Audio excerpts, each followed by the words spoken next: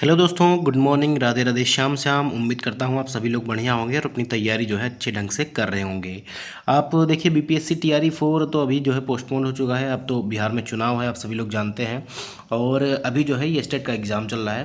तो चाहे वो बीपीएससी टीआरई 4 हो या स्टेट का एग्ज़ाम हो या DSSB का हो, टीजीटी पीजीटी का हो, एलटी ग्रेड का हो, जहाँ भी वर्ल्ड हिस्ट्री आपसे पूछी जाती है उन सभी के लिए ये सेशन काफ़ी ज़्यादा इंपॉर्टेंट होने वाला है। और ये हमारा सेशन जो है वो आपका एनसीईआरटी और एससीईआरटी पे पूर्णतः जो है आधारित है। आप सभी लोगों ने अगर हमारे चैनल से जुड़े हुए हैं तो आप सभी लोगों ने देखा ही होगा कि पिछले कुछ वीडियो में हमने जो है फ्रांस की क्रांति और रूस की क्रांति के जो है थ्योरी पोर्शन को जो है कवर किया था।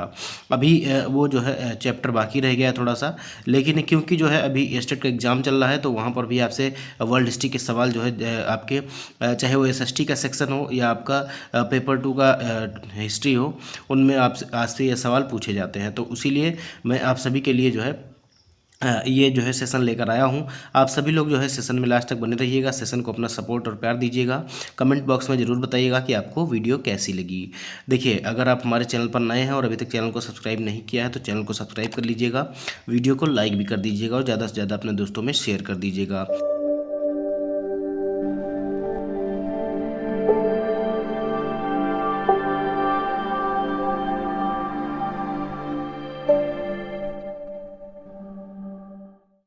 हम जो है सेशन को शुरू करेंगे और जो है पॉइंट वाइज पॉइंट जो है हम जो है थोड़ा सा एक्सप्लेन भी करूंगा जो इंपॉर्टेंट चीज़ें होंगी। और इसके अलावा आपको मैं पीडीएफ जो है आपको टेलीग्राम ग्रुप में दे दूंगा। आप टेलीग्राम ग्रुप से अगर नहीं जुड़े हैं तो जुड़ जाइएगा, जिसका लिंक आपको वीडियो के डिस्क्रिप्शन में मिल जाएगा। वहाँ पर आपको आंसर की के साथ इस क्लास की पीडीएफ मिल जाएगी। देखिए, हमारे इस सेशन में लगभग जो है 60 क्वेश्चन होने वाले हैं और हम जो है काफ़ी कम समय में 30-40 मिनट में ही आपके जो है 60 क्वेश्चन करने का प्रयास करेंगे ताकि फटाफट जो है हमारा रिवीजन हो जाए। देखिए, हमारे सेशन का पहला सवाल कह रहा है, पहला सवाल क्या कह रहा है कि फ्रांसीसी क्रांति की शुरुआत कब हुई। अब आप तो ये तो आपके लिए एकदम से जो है लॉलीपॉप जैसा सवाल है, इसको आप लोग गलत नहीं करेंगे। फ्रांस की क्रांति जो हुई थी वो 1789 में हुई थी। कब हुई थी? तो ये हुई थी 1789 में, 1789 में हुई थी। बी विकल्प जो है इसका सही हो जाएगा। इसके साथ साथ मैं कुछ जो है आपको और बता देता हूँ पार्ट इसके। तो उस समय शासक कौन था फ्रांस का? तो लुई 16 था, याद रखिएगा, ये एडिशनल जानकारी है। और काफ़ी ज़्यादा जो है टैक्स लादे जा रहे थे थर्ड डिस्ट्रिक्ट के ऊपर, क्योंकि फ्रांस का जो समाज था आप सभी लोग जानते हैं वो 3 स्टेट में बटा हुआ था, पहला, दूसरा और तीसरा।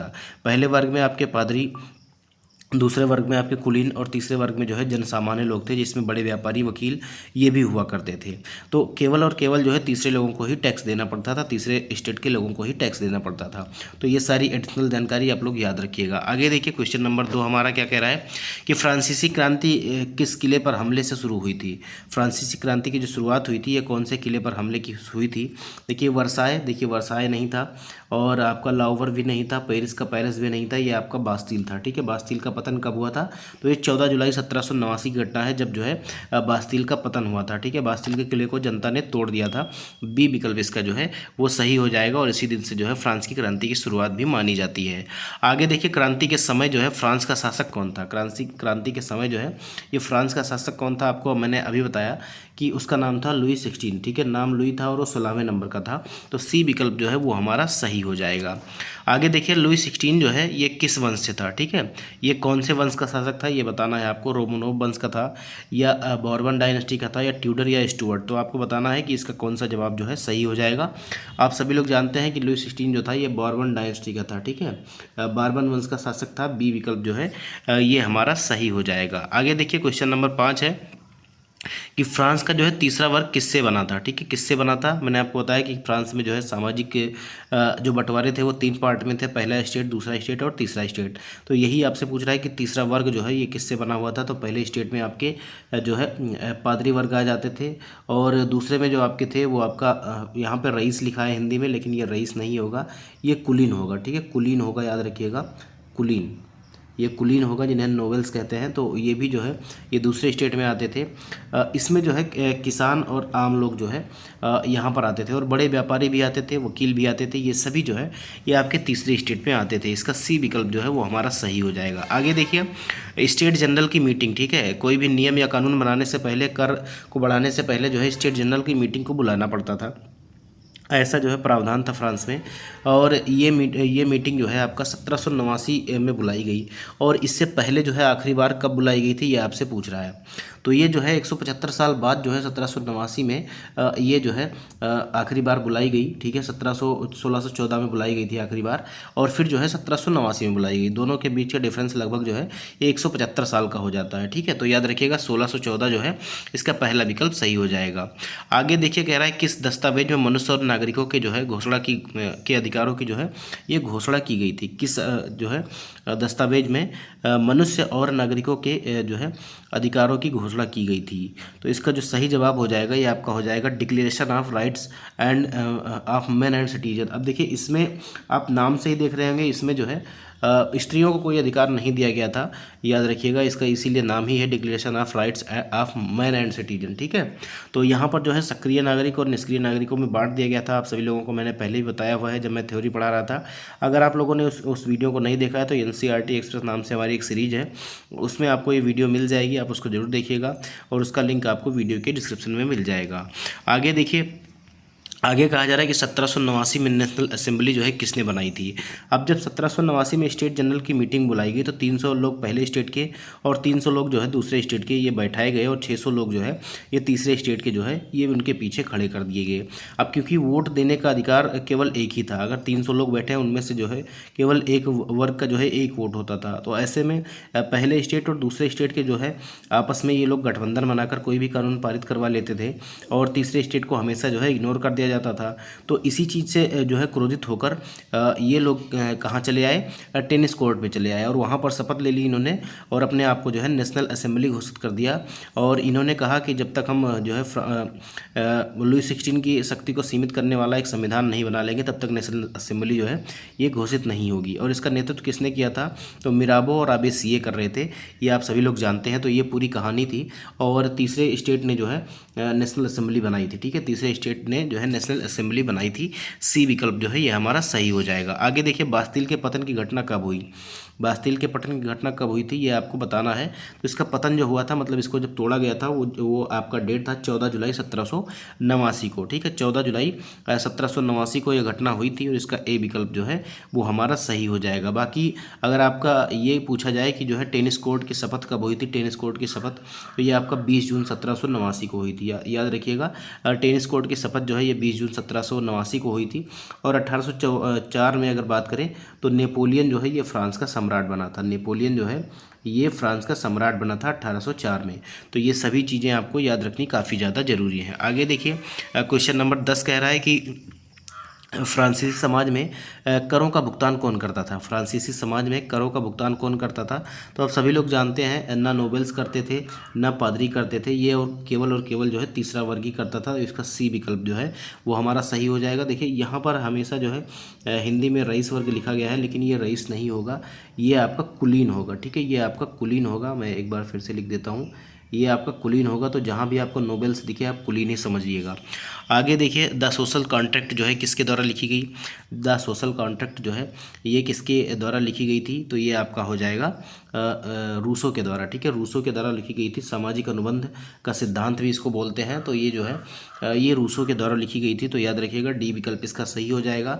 और ऐसी बहुत सारी बुक हैं जैसे the spirit of the law जिसे जो है मॉन्टेस्क्यू ने लिखा है, जिसमें जो है शासन के 3 अंग बताए गए हैं, विधायिका, कार्यपालिका और न्यायपालिका। मतलब शक्तियों का जो है विकेंद्रीकरण करने की बात की गई है इसी किताब में।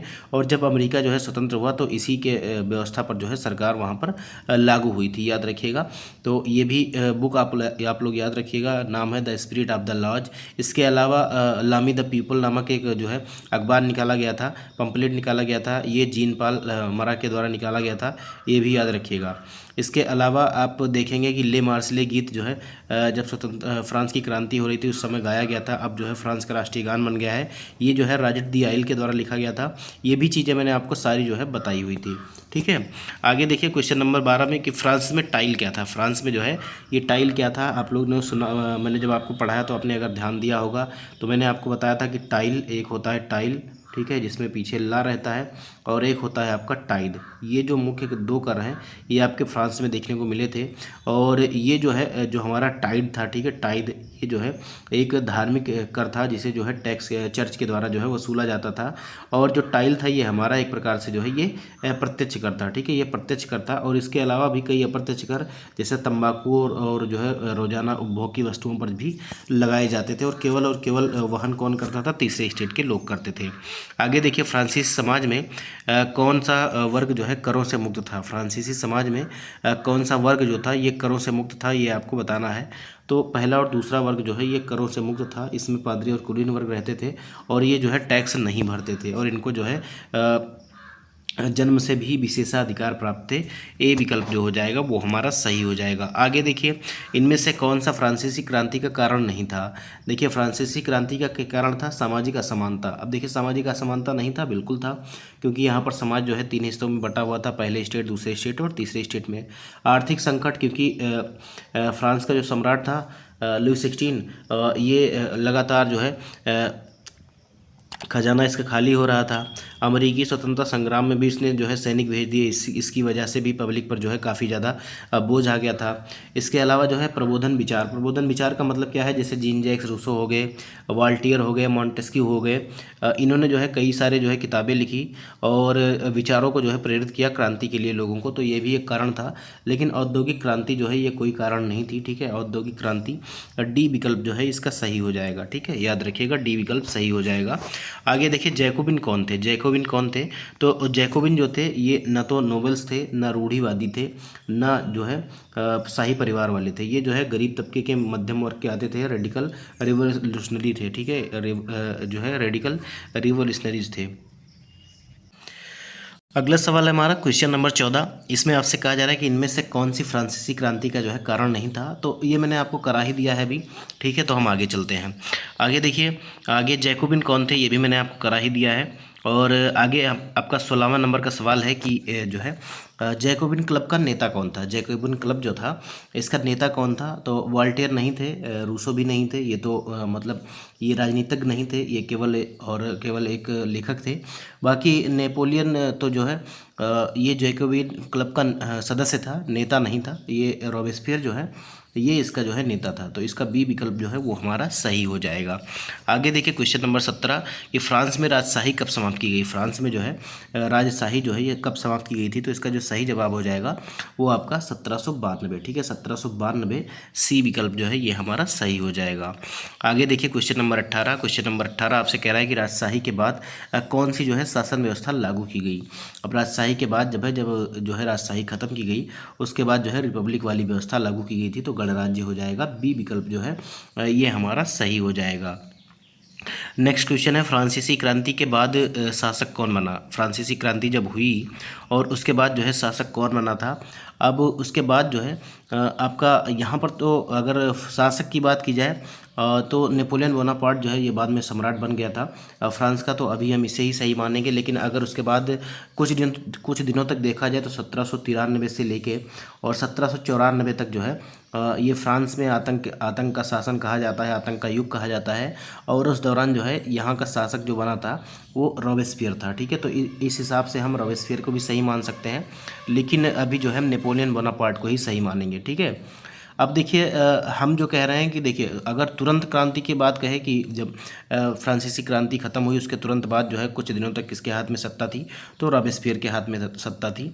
और उसके बाद जो है धीरे धीरे सत्ता नेपोलियन के हाथ में आती गई और 1804 में नेपोलियन बोनापार्ट जो है ये जो है फ्रांस का सम्राट बन गया था। आगे देखिए, फ्रांसीसी क्रांति के दौरान गाया गया गीत जो है, देखिए यहाँ पर गाया गया होना चाहिए था, गया लिख गया है, ठीक है। गाया गया गीत जो है ये ले मार्सिले किसके द्वारा रचित है, ठीक है। ले मार्सिले जो है ये अभी जो है फ्रांस का राष्ट्रगान हो गया है और ये जो है रॉजर द लाइल के द्वारा लिखा गया है, ठीक है, रॉजर द लाइल के द्वारा लिखा गया है। इसका सी विकल्प जो है वो हमारा सही हो जाएगा।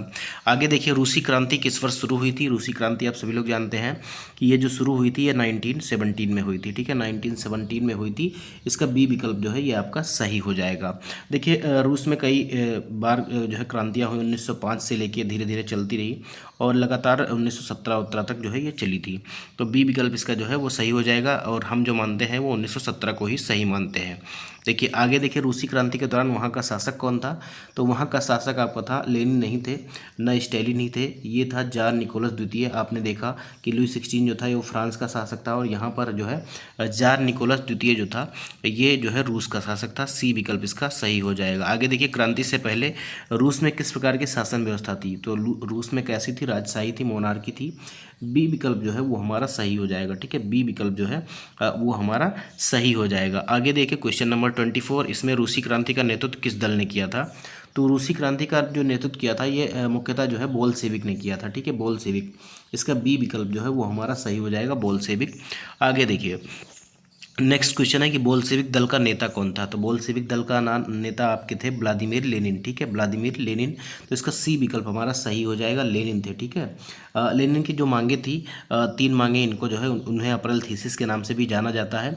ये भी आप जान लीजिए, क्योंकि ये भी बीपीएससी टीआरई 4 में पूछा गया था कि बैंकों का राष्ट्रीयकरण होना चाहिए, किसानों को भूमि वापस कर दी जाए, और युद्ध जो है वो समाप्त कर दिया जाए। ये मुख्यतः इनकी 3 मांगे थी, और इसे जो है ये अप्रैल थीसिस के नाम से ही जाना जाता है। ठीक है, सी विकल्प जो है वो हमारा सही हो जाएगा। आगे देखिए, रूसी क्रांति किस विचारधारा से प्रेरित थी? तो रूसी क्रांति जो है ये फांसीवाद से नहीं थी, ना ये पूंजीवाद से थी, ये जो है ये मार्क्सवादी थी। ठीक है, इसका जो है सी विकल्प जो है हमारा सही हो जाएगा, 26 का जो है सी विकल्प सही हो जाएगा। आगे देखिए, रूस में ड्यूमा क्या था? तो जैसे अपने भारत में संसद है, ठीक है, लोकसभा और राज्यसभा, वैसे वहाँ की जो है संसद को हम ड्यूमा कहते हैं। ठीक है, ड्यूमा कहते हैं, तो इसका बी विकल्प जो है वो हमारा सही हो जाएगा। अगला देखिए, 28 नंबर का सवाल है, रूसी क्रांति को और किस नाम से जाना जाता है? रूसी क्रांति को जो है और किस नाम से जाना जाता है? तो ये जो है औद्योगिक क्रांति के नाम से नहीं जाना जाता है, फ्रांसीसी क्रांति नहीं, कृषि क्रांति नहीं, ये अक्टूबर की क्रांति के नाम से भी जाना जाता है। तो ये बी विकल्प इसका सही हो जाएगा। आगे देखिए, जो है किसे रूसी क्रांति में अपदस्थ किया गया था? तो किसे जो है रूसी क्रांति में अपदस्थ किया गया था? लेनिन नहीं था, स्टालिन भी नहीं था, ट्रॉट्स्की भी नहीं था, ये आपका जान निकोलस द्वितीय था। ठीक है, जो वहाँ का शासक था उसको जो है पद से हटा दिया गया था। तो इसका सी विकल्प सही हो जाएगा। क्वेश्चन नंबर 30 देखिए, रूसी क्रांति का प्रमुख नारा क्या था? तो इनका जो प्रमुख मांग थी कि जो है शांति, रोटी और जमीन। ठीक है, शांति, रोटी और जमीन इनका जो है नारा था। बी विकल्प जो है वो हमारा सही हो जाएगा। आगे देखिए क्वेश्चन नंबर 31 आपसे क्या कह रहा है कि जार निकोलस द्वितीय जो है ये कौन से वंश से था? ठीक है, तो अभी हमने देखा था कि जो है लुई 16 हमारा कौन से वंश से था? तो ये बॉर्बन डायनेस्टी का था। और अगर हम जार निकोलस द्वितीय की बात करें तो ये जो हमारा था वो रोमानोव वंश का था। ठीक है, रोमानोव, इसका डी विकल्प जो है वो हमारा सही हो जाएगा। क्वेश्चन नंबर 32 देखिए, रूस की राजधानी क्रांति से पहले कौन सी थी? तो अभी जो है रूस की राजधानी कौन सी है? तो अभी तो मॉस्को है, लेकिन क्रांति से पहले कौन सी थी ये आपको बताना है। तो ये आपका सेंट पीटर्सबर्ग हो जाएगा। ठीक है, सेंट पीटर्सबर्ग हो जाएगा, इसका बी विकल्प जो है अब वो हमारा सही हो जाएगा। आगे देखिए, लेनिन ने किस विचारधारा को अपनाया? तो लेनिन ने जो है वो अगर हम देखा जाए इसमें देखें तो समाजवाद जो हो जाएगा इन्होंने आगे बढ़ाया था। ठीक है, समाजवाद में को आगे बढ़ाया था, क्योंकि जो है जिनकी भी पूंजीवादी जितने भी व्यापारी थे, किसान थे बड़े बड़े, उनकी ज़मीनों को ले लिया गया था और किसानों में बांट दिया गया था। तो ये जो है मुख्यतः समाजवाद का ही एक सिद्धांत होता है कि जो है जो सभी को जो है बराबर संपत्ति का अधिकार है, और कोई जो है वो पूंजीवाद नहीं करेगा, और ना ही जो है सभी ये पूंजी का जो स्वामित्व होगा वो सरकार के पास होगा। आगे देखिए, लेनिन की मृत्यु के बाद जो है कौन नेता बना? लेनिन की मृत्यु के बाद नेता कौन बना था ये आपको बताना है। क्वेश्चन नंबर 34 हो जाएगा। तो लेनिन की जब मृत्यु हो गई उसके बाद जो है स्टालिन सरकार में आए थे। बी विकल्प जो है ये हमारा सही हो जाएगा। कौन सा विकल्प सही हो जाएगा? बी विकल्प, स्टालिन। आगे देखिए, किसके नेतृत्व में जो है रूस की जनता विंटर पैलेस प्रदर्शन करने के लिए पहुंची थी? तो मिराबो और आबेसिये तो जो है ये थर्ड स्टेट का प्रतिनिधित्व कर रहे थे फ्रांस की क्रांति में, तो ये तो आपका गलत हो जाएगा। स्टालिन जो है ये सरकार के मुखिया थे लेनिन के बाद। और यहाँ पर हो जाएगा फादर गैपोन। ठीक है, फादर गैपो के नेतृत्व में जो जुलूस था वो विंटर पैलेस पहुंचा, और यहाँ पर जो है ये शांति से जो है प्रदर्शन करना चाहते थे, लेकिन क्या हुआ कि राजा ने जो है सैनिकों को इन पर गोली चलाने के आदेश दे दिए। और इसी घटना को जो है खूनी रविवार की घटना कहा जाता है, याद रखिएगा। इसी को जो है खूनी रविवार की घटना भी कहा जाता है, ब्लडी संडे की घटना भी इसको कहा जाता है। सी विकल्प सही हो जाएगा। आगे देखिए, 1905 की क्रांति में किस घटना ने लोगों को झकझोर दिया था? तो ये आपका ब्लडी संडे हो जाएगा। ठीक है, ब्लडी संडे हो जाएगा, याद रखिएगा। बी विकल्प इसका सही हो जाएगा। देखिए 37 नंबर का सवाल है कि 1917 की फरवरी क्रांति के बाद जो है क्या हुआ था? 1917 में जो है फरवरी की क्रांति जब हुई उसके बाद क्या हुआ था, तो इसके बाद जो है जार को पद से हटा दिया गया था। धीरे धीरे जो क्रांति चल रही थी 1925 से लेकर 1905 से लेकर यहाँ पर जो है 1917 में जार को जो है इसके पद से हटा दिया गया। तो इसका ए विकल्प जो है सही हो जाएगा। मैं एक बार फिर से बता दूं कि ये जो क्लास होने वाली है ये जहाँ भी वर्ल्ड हिस्ट्री पूछी जाती है, जैसे आपके बिहार स्टेट का एग्ज़ाम जो चल रहा है, बीपीएससी टीआरई 4 का हो गया, यूपीएलटी ग्रेड, टीजीटी पीजीटी का हो गया या DSSS का हो गया, इन सभी एग्जामों में ये सवाल जो है बहुत ही ज़्यादा इंपॉर्टेंट होने वाले हैं। देखिए रूस में अस्थायी सरकार का नेतृत्व किसने किया था, तो अस्थायी सरकार का जो नेतृत्व किया था ये आपका करंस्की ने किया था। याद रखिएगा सी विकल्प जो है वो हमारा सही हो जाएगा। ठीक है, सी विकल्प जो है इसके लिए सही हो जाएगा। अगला क्वेश्चन है कि बोल्शेविक पार्टी का रंग क्या था। बोल्शेविक पार्टी का जो है रंग क्या था, तो आप सभी लोग जानते होंगे 39 नंबर का सवाल जो है ये आपका ना तो सफ़ेद था, ना आपका ब्लू था, ना आपका ग्रीन था, तो ये आपका रेड था। याद रखिएगा रेड था, इसीलिए लाल जो है ये आपका सही हो जाएगा। आगे देखिए 40 नंबर का सवाल है कि रूस के इतिहास में खूनी रविवार की घटना कब हुई। तो खूनी रविवार की घटना जो हुई थी ये आपका 22 जनवरी 1905 को हुई थी। ठीक है, 22 जनवरी 1905 को हुई थी। ये डेट इंपॉर्टेंट है, इसको जो है याद रखिएगा, क्वेश्चन भी इंपॉर्टेंट है, बार बार आपसे पूछा जाता है। ठीक है, तो ये जो है ए विकल्प इसका सही हो जाएगा। बाकी 16 जुलाई को क्या हुआ था, आप सभी लोग जानते हैं 20 जून को जो है टेनिस कोर्ट की ओथ हुई थी फ्रांस की क्रांति में, ये भी आप लोग जानते हैं। आगे देखिए 1933 में जर्मनी का चांसलर कौन बना, तो 1933 में जो है जर्मनी का चांसलर जो है ये हिटलर बन गया था। ठीक है, हिटलर बना था। सी विकल्प इसका जो है वो हमारा सही हो जाएगा। आगे देखिए हिटलर किस पार्टी का नेता था, तो हिटलर की पार्टी का क्या नाम था, तो ये नाजी पार्टी था। ठीक है, नाजी पार्टी नाम था इसका। इसका ए विकल्प जो है वो हमारा सही हो जाएगा। कौन सा विकल्प, विकल्प ए जो है वो हमारा सही हो जाएगा। आगे देखिए कह रहा है नाजीवाद जर्मनी में किसके बाद उभरा। नाजीवाद जो है ये जर्मनी में किसके बाद उभरा था, तो पहला जो विश्व युद्ध चला 1914 से 18 के बीच में, इसमें जो है जर्मनी के साथ जो है बहुत सारी कठोर संधियाँ की गई और इसका परिणाम यह था कि द्वितीय विश्व युद्ध हुआ। जब हिटलर शासन में आया और सत्ता में आया और इसके बाद जब पावर आ गई, उसने अपनी सेना खड़ी कर ली और यहूदियों और जिप्सियों को जो है गैस चेम्बर में ले जाकर ये बंद कर देता था, उनको जो है जिंदा मार देता था। और इसने कहा कि केवल जीने का अधिकार उनको है जो जर्मन मूल के हैं, जिन्हें हम नार्डिक आर्य कहते हैं, और जिनकी जो है नीली आंखें वाले, जिनको ब्लांड भी कहा जाता था, ये जो है केवल और केवल जो है जो अच्छी नस्ल है वही जीवित रहेगी। बाकी ये यहूदियों और जिप्सियों को और इनको जो है ये जो है काफ़ी नीची जाति का लोग समझता था और इसको जो है ये लोग हज़ारों लाखों की संख्या में इन्होंने यहूदियों और जिप्सियों का जो है कत्लेआम मचाया था। उनको ले जाकर पकड़ कर जो है यातनागृह में बंद कर दिया जाता था, गैस चेम्बर में बंद कर दिया जाता था, याद रखिएगा। और उनकी मौत को जो है अंतिम समाधान कहा जाता था। ए विकल्प जो है ये हमारा सही हो जाएगा। आगे देखिए नाजी पार्टी का प्रतीक था, तो नाजी पार्टी का प्रतीक जो है ये स्वास्तिक नहीं था, लेकिन स्वास्तिक से मिलता जुलता था, तो इसका बी विकल्प जो है वो हमारा सही हो जाएगा। आगे देखिए क्वेश्चन नंबर 45 कह रहा है हिटलर के द्वारा लिखी गई उसकी आत्मकथा का क्या नाम था। देखिए बहुत ही इंपॉर्टेंट सवाल है, आपसे बार बार कई एग्जाम में पूछा गया है। ये आपका मैंने अभी आपको एसएसटी का पेपर करवाया था, स्टेट का, उसमें भी पूछा गया था। इनकी जो कथा है उसका नाम है मीन कैम्प। ठीक है, मीन कैम्प नाम है या मीन काम भी कहा जाता है उसको। तो इसका जो है सही विकल्प आपका बी विकल्प हो जाएगा। आगे देखिए क्वेश्चन नंबर 46 कह रहा है कि हिटलर का जन्म हुआ था। हिटलर का जन्म जो है कहाँ पे हुआ था, तो हिटलर का जन्म जो है ये जर्मनी में नहीं हुआ था। याद रखिएगा, सभी लोग जर्मनी मानेंगे, जर्मनी नहीं हुआ था, फ्रांस में भी नहीं हुआ, पोलैंड में भी नहीं हुआ। इसका जन्म जो है वो ऑस्ट्रिया में हुआ था। ठीक है, ऑस्ट्रिया में हुआ था। डी विकल्प इसका जो है वो सही हो जाएगा। आगे देखिए नाजी पार्टी ने किस विचारधारा को आगे बढ़ाया। नाजी पार्टी ने जो है ये किस विचारधारा को आगे बढ़ाया, तो नाजी पार्टी ने जो है फांसीवाद को आगे बढ़ाया था। ठीक है, फासिज्म को जो है आगे बढ़ाया था। सी विकल्प इसका सही हो जाएगा। आगे देखिए नेक्स्ट क्वेश्चन हमारा है नाजी पार्टी किस वर्ष जो है सत्ता में आई थी। नाजी पार्टी जो है कौन से वर्ष सत्ता में आई थी, तो आप सभी लोगों ने देखा कि हिटलर जो है चांसलर कब बना था 1933 में, और उसी वर्ष जो है नाजी पार्टी जो है जर्मनी में सत्ता में भी आई थी। तो इसका बी विकल्प जो है वो हमारा सही हो जाएगा। ठीक है, बी विकल्प जो है सही हो जाएगा 1933। आगे देखिए 49 नंबर का सवाल है हिटलर ने जर्मनी को किस प्रकार का राज्य बना दिया। ठीक है, हिटलर ने जर्मनी को किस प्रकार का राज्य बनाया, तो इसने जो है टोटल जो है सर्वसत्तावादी राज्य बनाया था। इसका सी विकल्प जो है वो हमारा सही हो जाएगा। ठीक है, सी विकल्प जो है सही हो जाएगा। आगे देखिए नाजी पार्टी का पूरा नाम क्या, तो नाजी पार्टी का पूरा नाम क्या था, ये कम्युनिस्ट पार्टी नहीं था, बिल्कुल नहीं था। इसके अलावा सोशल डेमोक्रेटिक पार्टी भी नहीं था। ये आपका जो है जर्मन नेशनल पार्टी भी नहीं था। और इसका जो नाम था वो था national socialist German workers party. इसका जो सही नाम था, पूरा नाम जो था ये आपका था। ठीक है, तो ये आपका जो है पहला विकल्प सही हो जाएगा। आगे देखिए नाजी यूथ लीग का गठन जो है कब किया गया था, नाजी यूथ लीग। अब इसने देखिए कई तरह की अपनी लीग बना के रखी थी।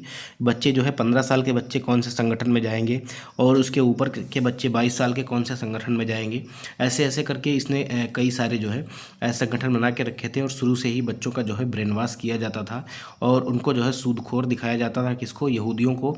और ये कहा जाता था कि ये लोग जो है जनता का पैसा लूटते हैं और इनको जो है बर्बाद करते हैं। ऐसा कई सारे जो है स्कूल चलते थे जिसमें जो है किताबों में भी यहूदियों और जिप्सियों को जो है काफ़ी ज़्यादा नीचे दिखाया जाता था और काफ़ी ज़्यादा उनको क्रूर भी दिखाया जाता था।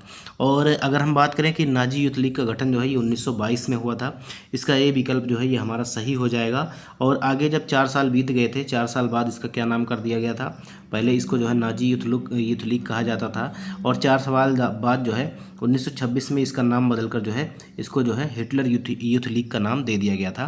तो ये भी याद रखिएगा, आपसे पूछा जा सकता है। आगे देखिए नाजीवाद में किस जाति को श्रेष्ठ माना गया, नाजीवाद में जो है कौन सी जाति को श्रेष्ठ माना गया, तो ये जो थे नार्डिक आर्यन, जिनकी आंखें जो है वो नीली आंखें थी, इनको जो है प्योर जर्मन मूल्य का माना गया और इन्हीं को जो है बख्शा जाता था। बाकी सभी को, यहूदियों जिप्सियों को जो है यातना गृह में ले जाकर बंद करके मार दिया जाता था। आगे देखिए नाजी शासन में सबसे अधिक उत्पीड़न किसका हुआ था, तो नाजी शासन में सबसे अधिक उत्पीड़न जो हुआ था वो क्रिश्चियन का नहीं हुआ, मुसलमानों का भी नहीं हुआ था, ब्रिटिश का भी उतना नहीं हुआ, लेकिन सबसे ज़्यादा अगर हम बात करें तो यहूदियों और जिप्सियों को जो है काफ़ी यातना झेलनी पड़ी थी। बी विकल्प जो है वो हमारा सही हो जाएगा। आगे सवाल देखिए, नेक्स्ट हमारा क्वेश्चन क्या है कि हिटलर ने जर्मनी में किस गुप्तचर पुलिस संगठन की स्थापना की थी।